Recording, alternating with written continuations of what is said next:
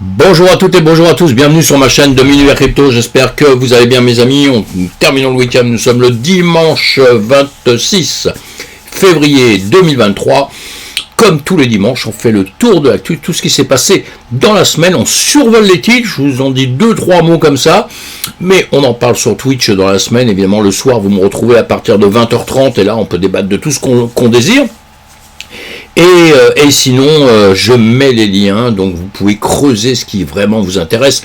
On n'a pas tous les mêmes désirs, les mêmes envies, les mêmes besoins, c'est comme ça la vie. Donc, mais c'est bien d'être au courant un petit peu de tout. Et quand on aime quelque chose, qu'est-ce qu'on fait? On va bosser dessus, mes amis. Allez, j'avance. Pensez à vous abonner à ma chaîne, d'en parler autour de vous. Pensez à cliquer sur le pouce si vous trouvez que mon travail est sympa. Si vous le faites pas, c'est pas grave, j'en mourrai pas, mais ça me fait vraiment plaisir de voir qu'on aille liker ma chaîne. C'est la seule manière, c'est le seul contact qu'on a vraiment entre nous, de voir que vous aimez mon travail et aussi de me laisser des petits commentaires, ça me fait toujours vraiment plaisir. Allez, on a un BTC à 23 471, un ETH 1624 au niveau du prix. En une semaine, le BTC a baissé de 4%, un peu plus, presque 5%, et le TH a baissé de plus de 3%. Voilà, on a fait un petit retracement, on n'a pas passé les 25 000. Je vous explique ça tous les jours, on voit ça sur d'autres vidéos, sur les graphiques, pour comprendre un peu plus les graphiques. Pas, si vous voulez être trader, je donne des cours de trading, etc. C'est pas un souci ça, mais vous devez, sans apprendre à trader, lire les graphiques. Ça vous évite de rentrer au mauvais endroit dans un actif. Ce sont des actifs risqués. Un actif risqué, ça veut dire qu'il y a beaucoup de volatilité, et vous pouvez gagner beaucoup, mes amis, mais vous pouvez surtout perdre beaucoup. Et quand on ne connaît pas, quand on ne sait pas, on perd surtout beaucoup. Avant de gagner, il faut un certain temps, il faut une adaptation, il faut faire un job, c'est normal, c'est comme tout, on va à l'école pour tout dans la vie. Et donc voilà, soyez prudents, en tout cas c'est tout ce que je voulais dire. J'avance, je continue d'avancer, comme on dit, je ne sais plus où je dois cliquer. Je parle tellement, mais voilà, c'est ça que j'avais redouté, c'est que j'avais un petit souci sur mon site là. Bon, c'est pas grave, on va passer tout de suite. La guerre en Ukraine en une semaine, évidemment, ce n'est pas terminé. On reviendra dessus, j'espère le moins possible, mais ça va pas s'arrêter demain matin. Ça joue évidemment sur notre écosystème. Toute la semaine, on aura encore des annonces. Enfin, le 27, vous voyez, il y aura des news. Des news, il y en a à longueur de temps. Alors, pour les traders, c'est très très important. Pour ceux qui ne sont pas traders, vous en foutez un peu parce que les news vont changer avec le temps, évidemment. Si vous êtes là pour dans 5 ans, comme on dit, à long terme, très long terme, vous en foutez de ce qui se passe aujourd'hui. Mais en revanche, il faut quand même s'intéresser, parce qu'il y a quand même des périodes où les choses vont tellement mal que ça sert à rien de rentrer son argent tout de suite. Pourquoi? Parce que même si vous faites du long terme et vous dites, comme j'entends souvent, moi je m'en fous, mais pourquoi le rentrer maintenant quand il va être un peu moins cher dans quelques temps? C'est à ça que ça sert les graphiques, c'est à ça que ça sert les news en règle générale. Imaginez, pensez, on se trompe souvent, c'est pas un problème, mais parfois ça nous réussit, ça nous permet de rentrer notre argent à des points beaucoup plus bas. C'est très important, comme ça rapidement vous faites des bénéfices, plutôt que d'attendre 2 ans avant de récupérer juste le niveau de votre argent. Vous voyez, c'est les petits détails de la vie, mais bon, je les donne comme ça. On écoute ou on n'écoute pas. Alors, juguler l'inflation ne s'est jamais fait sans sacrifice, l'économie relève la Fed, et évidemment, des news, je vous ai dit. Moi, ce qui m'étonne un petit peu en ce moment, je vois ça à longueur de temps, je creuse ça depuis des années, donc voilà, moi je ne veux pas vous embêter avec ça, il y en a beaucoup d'autres qui le font, qui vous en parlent un petit peu, donc moi c'est pas le but, mais sincèrement quand on creuse ça à longueur de temps, on s'aperçoit que c'est toujours la même chose. Les marchés à un moment donné, ils oublient qu'on nous sommes dans des soucis, donc d'un seul coup on ne sait pas pourquoi, en une semaine de temps, tout le monde est ravi, content et tout, et puis une semaine après, ils se disent, ah mince non, ça j'ai oublié qu'il y avait un petit truc là, donc boum, ça repart un peu en arrière, voilà, on joue à ça à longueur de temps. Encore une fois, méfiez-vous des économistes, ça c'est clair, parce que il y a aussi des annonces qui sont un peu voulues pour partir dans un sens et pour pouvoir s'orienter dans un sens, et l'autre sens arrange beaucoup d'autres gens. Bon, je sais pas comment expliquer ça en 2 secondes, mais en tout cas, soyez juste prudents, il faut juste apprendre tout ça.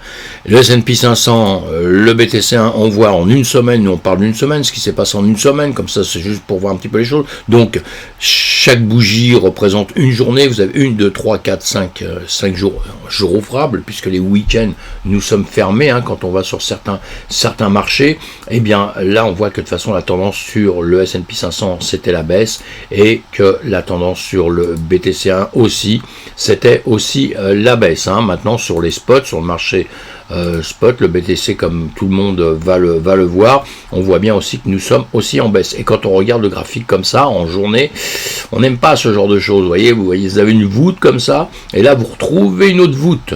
Et alors entre nous,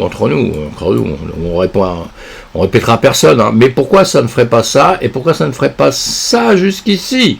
Et vous savez, si vous suivez toutes mes vidéos depuis X temps, moi, je vous dis, je vous annonce cette news, hein, je vous donne les niveaux à longueur de temps. Hein. Pour l'instant, je pense que je ne fais pas trop d'erreurs.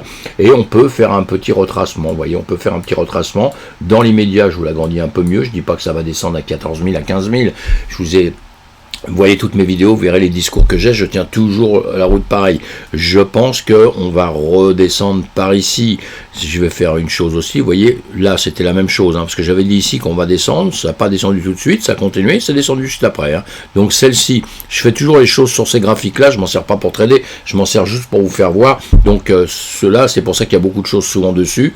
Hein. Voilà, on va se mettre par ici à peu près, et par ici, ça ne me dérangerait pas que ça vienne par ici, pour repartir après. Hein. Allez, voilà pour une semaine, on verra ça la semaine prochaine, ce qui s'est passé.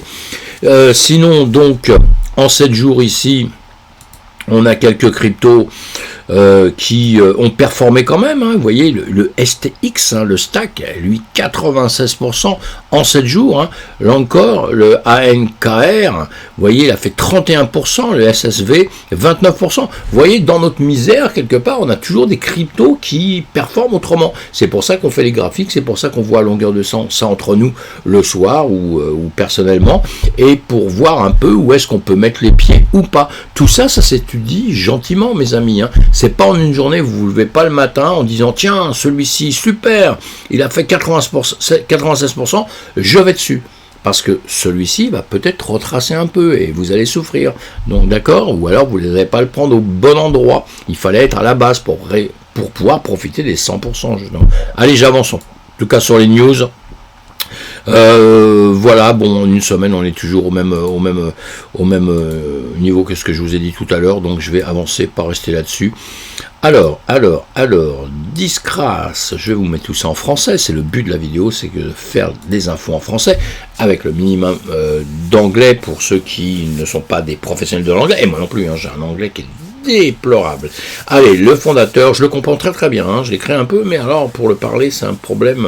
Le fondateur déshonoré de FTX, Sam Bankman-Fried, a un autre gros problème. Il ne se taira pas. Il a que des problèmes, ce garçon-là, mes amis. Hein. Ça, c'est en une semaine de temps. À longueur de temps, on dit les choses. Maintenant, vous savez ce qu'il faut attendre, c'est le procès, c'est machin. Je pense qu'il faut beaucoup de blabla parce qu'il a compris une chose et que ses avocats lui disent, évidemment, faut sauver un peu la face.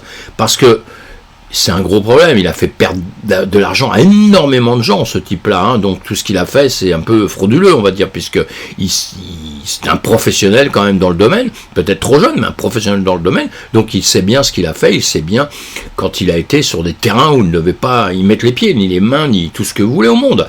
Donc il a fait, maintenant il essaie de sauver son image. Pourquoi il essaie de sauver son image? Parce que ses avocats doivent lui dire, la vie ne s'arrête pas, la vie ne va pas s'arrêter pour lui, la vie, elle va continuer. Donc lui, il a intérêt à sauver au maximum son image, à mettre la faute sur un maximum d'éléments qui sont extérieurs à ce que lui aurait fait, à la limite, hein, pour demain pouvoir rebondir, hein, parce que même s'il va en prison, il ne va pas aller en prison 150 ans, donc pour rebondir dans quelques temps et repartir, peut-être, je sais pas, il va peut-être faire de la peinture ou de la musique, ou alors repartir dans le même système. Donc on verra bien, hein. On suit tout ça de près, évidemment, hein. Le blanchiment d'argent, le talon d'Achille de la crypto. Bon, là, je vais pas trop insister là-dessus, hein, parce que j'en parle depuis longtemps, tout le monde en parle depuis longtemps, on a compris que c'était un problème dans notre écosystème. Bon, maintenant, où je veux juste remettre juste un petit point là-dessus, il n'y a pas que dans la crypto-monnaie qu'il y a du blanchiment d'argent, mes amis, hein. Dans le système traditionnel, il y a du blanchiment d'argent depuis toujours. Là, on explique que effectivement, ça peut être un peu plus facile, ça a été un peu plus simple à un moment donné, mais on n'oublie pas aujourd'hui qu'on peut retracer les choses, donc c'est à nous, l'écosystème, de faire de faire en sorte justement de faire la guerre contre tout cet argent qui serait blanchi. Bon, ça, il y a peut-être les régulateurs qui vont peut-être nous donner un petit coup de main d'une certaine manière, on en reparlera par la suite. Je sais qu'on n'aime pas les règlements, on n'aime pas les régulateurs, on n'aime pas tout ça, mais on en a peut-être besoin d'un minimum quand même dans notre écosystème.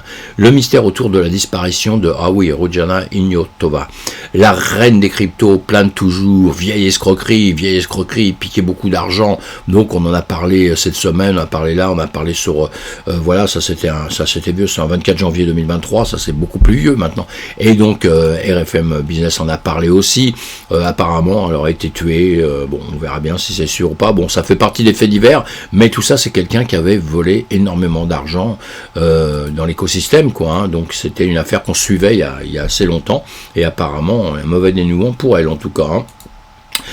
Non, j'insiste pas plus là-dessus parce que bon, je fais pas une vidéo pour faire que des news comme ça. Binance, mais on doit être au courant. Hein. Binance a fermé les positions dérivées de 500 utilisateurs australiens, les indemnisera pour les pertes. Il les indemnisera pour les pertes. Alors, seuls les commerçants grossistes sont autorisés à vendre de tels produits sur Binance Australia.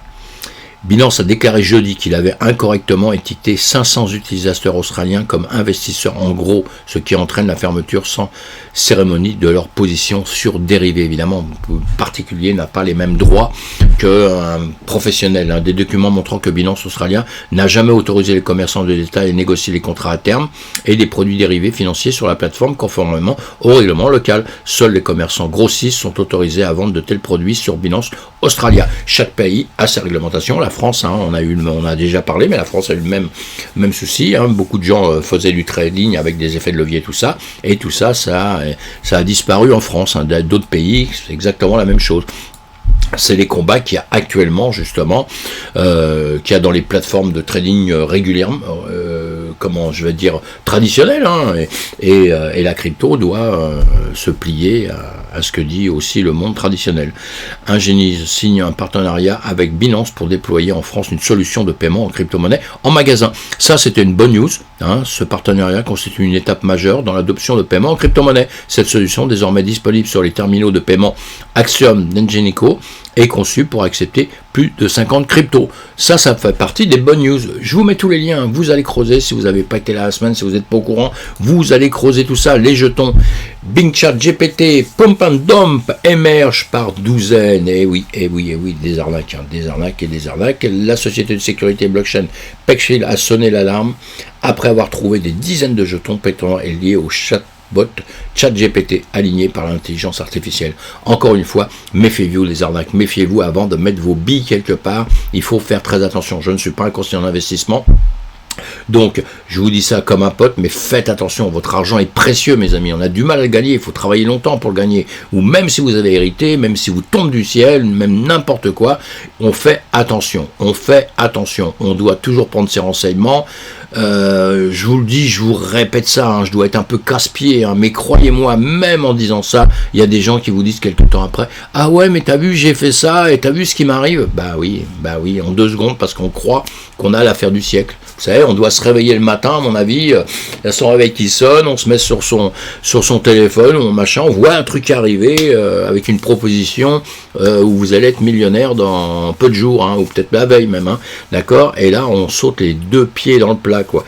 Bah, faut pas faire ça, il y a aucune affaire qui vous oblige à accélérer les choses, à aller 2 fois plus vite que la musique pour rentrer quelque part. Vous regardez ce que c'est, vous l'étudiez, et après si vous trompez, au moins vous n'aurez rien à vous reprocher, hein, déjà. Hein.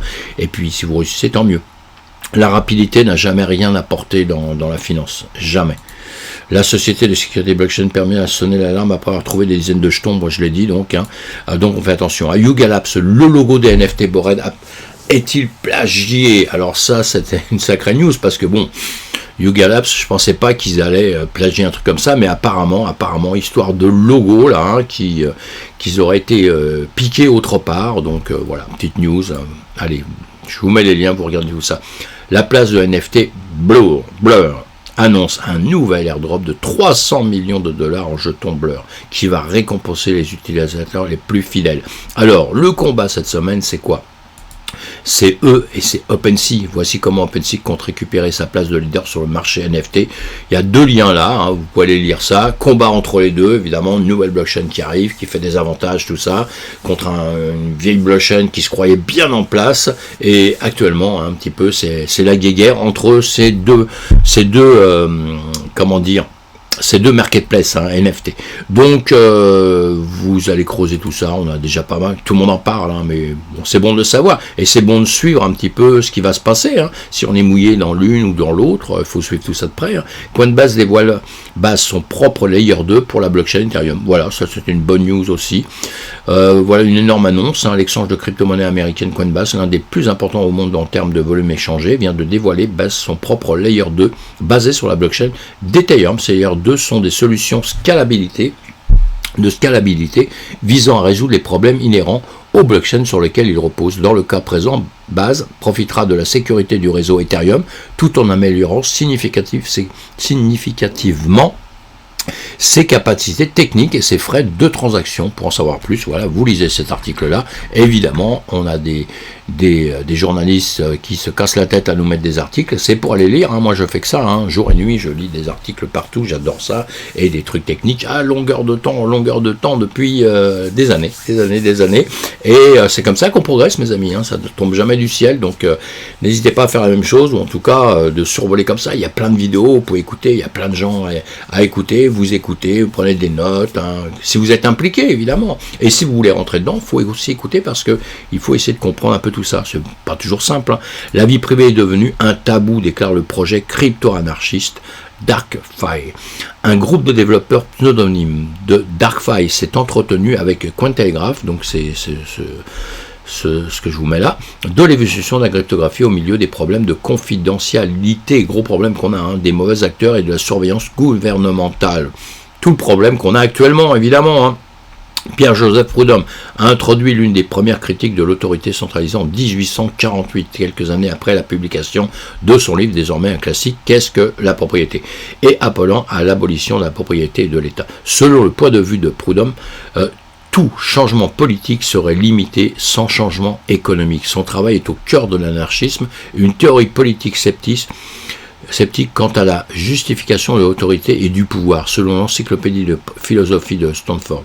Près de 2 siècles plus tard, les réflexions de Prudhomme sur l'économie et le pouvoir résonnent encore dans la société, avec des outils de cryptage ouvrant la voie à certaines parties de la société idéale envisagée dans sa théorie. La crypto peut être loin de ses principes politiques d'origine, mais les projets faisant revivre les valeurs cyberpunk sont toujours en plein essor. L'un de ces projets est DarkFi, un protocole multichaîne de couche 1 pour les applications anonymes et les contrats intelligents, alimentés par des profs à connaissance nulle. DarkFi n'est pas une start-up d'entreprise, c'est une expérience économique démographique, un système d'exploitation pour la société, clame son manifeste. L'anarchiste crypto, selon DarkFi, est la tactique constituant à utiliser la cryptographie pour créer un espace de liberté qui peut être pénétré par les monopoles du pouvoir et du capitalisme avec une force coercitive. Bon, voilà, allez, beaucoup de choses à lire, je vous ai juste lu le début, là, hein. Sinon je vais passer l'autre semaine, il faudra que je passe à dimanche prochain pour aller voir autre chose. Je vous mets 2 articles là-dessus, allez lire, c'est hyper intéressant. Et évidemment, on n'oublie pas que le monde de la crypto-monnaie, à la base, quand il se monte, hein, avec Satoshi Nakamoto, la première blockchain, voilà, avec d'autres gens avant qui avaient beaucoup d'idées en parallèle avec eux, et des systèmes qui ont changé, qui grossissent tout doucement, qui prennent une certaine voie grâce à des gens le travail des gens les uns derrière les autres, hein, tout ce travail associé fait qu'on aboutit à certaines choses, et qu'on est arrivé un jour en tout cas à ce qu'on appelle la DeFi, la finance décentralisée. Faut jamais oublier ça, c'est qu'à la base la crypto-monnaie c'est la finance décentralisée, c'est la liberté des gens, c'est le fait de ne pas être contrôlé par tout le monde, parce qu'on finit par un peu oublier tout ça là, et on fait un amalgame, et nous on parle que de réglementation, de régulation, évidemment, parce que pour travailler dans ces systèmes là, hein, ou en parallèle à la DeFi, avec des systèmes qui sont un peu plus centralisés, il faut des entreprises, et toutes ces entreprises qui grossissent, quand on grossit dans un pays, on est obligé de passer par la réglementation du pays. Donc effectivement, avec dépenser en étant uniquement DeFi, ça devient très compliqué, hein, puisque la DeFi est quand même un petit peu l'ennemi des gouvernements, hein, et des banques, de la banque centrale en tout cas. Donc voilà, vous avez compris un petit peu. Allez, j'avance, on en parle sur le soir sur ma chaîne Twitch. Le réseau Litecoin adopte les inscriptions ordinales suivant l'exemple de Bitcoin. Alors Bitcoin déjà, maintenant Litecoin avec les ordinaux, les inscriptions ordinales. On a bien compris que des NFT qui sont maintenant sur la blockchain Bitcoin, ça aussi, hein, des vieux projets qui se mettent à jour aujourd'hui. Alors d'accord, pas d'accord, on aime pas, c'est un autre problème. Moi la seule chose que la seule question que je me pose avec tout ça, c'est est-ce que ça va jouer sur la sécurité? Voilà, parce que le Bitcoin à la base, je pense qu'il n'était pas fait pour aller adapter des NFT dessus, hein. On fait quelques petites transformations qui sont pas bien graves, mais il y a quand même quelques petites transformations dedans, et donc qui vont peut-être nous amener à, par la suite, je ne sais pas, peut-être certains problèmes. En tout cas, Satoshi Nakamoto, c'est pas ce qu'il y a. Je suis pas un Bitcoiner maximaliste, moi, pas du tout, hein. J'aime Ethereum, j'aime d'autres blockchains comme ça, j'aime tous les projets qui sont en train de se créer, en essayant de trier ceux qui seront bons et ceux qui vont être mis à la poubelle, parce qu'il y en aura beaucoup à la poubelle, au moins 80% iront à la poubelle, j'en suis sûr, et où vous allez malheureusement perdre votre argent dedans si vous ne faites pas attention, mes amis. Mais sinon, la base de Bitcoin, c'est pas fait pour ça, c'est pas fait pour les NFT. Je pense que vraiment, en plus, quand il y a eu la séparation avec Ethereum qui s'est créé par la suite, avec des gens qui ont travaillé, hein, chez Bitcoin, qui ont créé ça, et qui ont créé Smart Contract, qui ont créé tout le système pour justement adapter après les NFT dessus, etc., etc. Je pense que déjà, s'il y a une scission à l'époque, c'est pas pour rien, quoi. Donc voilà. Après, ça a peut-être du bien, hein, parce que je vois que j'ai des personnes qui m'en disent du bien, qui trouvent que c'est très bien pour les paiements, pour l'avenir du BTC. Voilà, ça se discute, hein, ça se discute. Donc, on fera ça le soir. NFT Paris, c'était cette semaine, pas mal. C'était bien même. Allez, c'était bien. 2-3, moi j'ai toujours une grande bouche, hein, donc j'ai toujours envie de dire ce que j'ai envie de dire, donc parce que c'était cette semaine, c'était quand même la chose importante cette semaine, le NFT Paris. C'est bien. Beaucoup d'entreprises, je ne veux pas critiquer tout ça. Le seul problème de là, c'était la connexion Internet. Alors là, j'ai cru rêver, moi. Parce que dans un système comme le nôtre, où on est dans un système d'ordinateur, d'Internet, etc., la connexion Internet était pourrie, quoi. Alors même en me mettant sur leur réseau, sur leur Wi-Fi, c'était pourri, quoi. C'est moi qui voyage beaucoup dans le monde entier, il y a que dans le centre de la France des coins pourris, des coins paumés, pardon, pas paumés, hein, pas parce que c'est dans le centre de la France, mais où il y a rien, quoi. Il y a que des arbres et tout ça, donc on peut comprendre, on peut se dire encore là, oui, là j'ai pas la Wi-Fi, mais en pleine ville, dans Paris, avoir une Wi-Fi mauvaise, j'ai pas quasiment la plupart des collections. Ouais, j'étais pas tout seul, hein. On passait notre temps les uns à côté des autres à se dire, merde, t'arrives à te connecter ou pas, t'arrives à... Voilà, bon, enfin, passons. Bon, petit détail. Sinon, c'était super. C'était super bien. Juste encore une critique. Bon, c'est pas... On parle en anglais, ce qui est normal, ce qui est tout à fait normal. Mais, moi, je serais les organisateurs de ça. Je ferai au moins une salle avec, je ferai une salle spéciale France, parce qu'on est en France quand même, faut jamais oublier ça. Donc on travaille dans le monde entier, on est bien d'accord, hein, mais voilà, bon, bah ça c'est petit côté, c'est très perso ça. Sinon c'est bien. Une autre truc que j'ai envie de dire aussi, c'est que puisqu'il va y avoir pas mal d'événements, il y a d'autres événements qui arrivent. Il y a d'autres événements qui arrivent dans quelques temps, je vais vous le faire voir tout de suite là. On reviendra en arrière après. La Paris Blockchain Week, annonce est nominée à la première award. Là, la Paris Blockchain Week, c'est le 24 mars.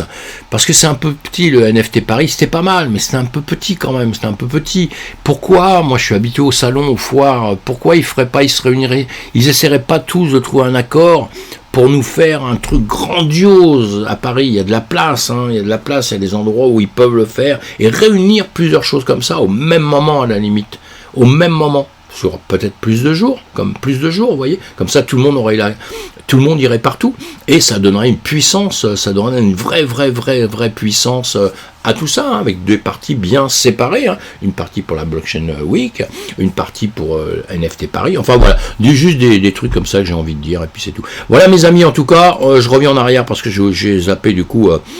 Spotify va réserver certaines playlists aux prioritaires d'un NFT. Bon, voilà, une petite news. La dernière ligne droite avant le Mint Stable, le Fantasy game de PMU. PMU, j'ai vu justement là-bas, je les ai vus. Moi, je suis pas un spécialiste des chevaux. Ça, j'adore les chevaux, mais pas de la course, pas du PMU, tout ça. Mais j'ai regardé un peu ce qu'ils faisaient, tout ça. C'était sympa. Pas mal d'entreprises assez cool, des contacts super sympas. Les gens étaient super sympas partout. Voilà, pas de critiques à dire. Les critiques que je dis, bon, c'est un peu comme ça. C'est critique ou idée ou n'importe quoi. Allez, merci d'être là. On se retrouve sur le soir sur Twitch. Par là pendant quelques jours, nous sommes le dimanche 26 là, donc pendant 2-3 jours je ne serai pas là parce qu'il y a des événements sur Paris encore, comme disait Coluche, des événements sur Paris, et donc je vais y être évidemment dès qu'il y a un événement en crypto, etc. La plupart du temps j'y vais, comme ça se passe le soir, et voilà, donc je ne serai pas sur Twitch, mais je vais faire mes vidéos dans la journée comme d'habitude. Faites attention à vous, mes amis, soyez prudents surtout, on reste prudent, pourquoi? On est dans une période encore qui est une période un peu, comment dire, un peu chaude, un peu froide, ça dépend où on se situe, mais tant qu'on n'aura pas passé les 25 000, qu'on ne sera pas au-dessus, en dessous, on risque de revenir sur les 20 000 et peut-être plus bas, on ne sait jamais, même si moi je pense qu'on va repartir un peu vers le haut, on peut, le marché décide, et nous qu'est-ce qu'on fait? On obéit au marché et on va dans le sens du marché à longueur de temps, et c'est peut-être des périodes pour en ce moment. Si vous devez rentrer dedans à un moment donné, attendez un peu, attendez de voir un peu ce qui se passe. Ce sera pas grave d'acheter quand il sera un peu plus cher, ou d'acheter s'il descend beaucoup plus, il faudra acheter évidemment. Mais si vous ratez la baisse et que vous achetez un peu après, c'est pas grave s'il monte à 150 000 un jour comme tout le monde le dit. Vous voyez ce que je veux dire? Donc ce sera pas grave, vous serez pas en train de calculer dans X temps, vous savez, vous ne saurez même plus à quel montant vous l'avez acheté exactement, vous voyez. Donc en revanche, on est prudent, parce qu'une fois qu'on est rentré dedans, on est rentré dedans. Une fois qu'on a mis ses billes, on a mis ses billes. Donc, avant de les mettre, ces billes, on réfléchit, mes amis, on fait très attention. Allez, on se retrouve plus tard. À bientôt. Merci de votre présence.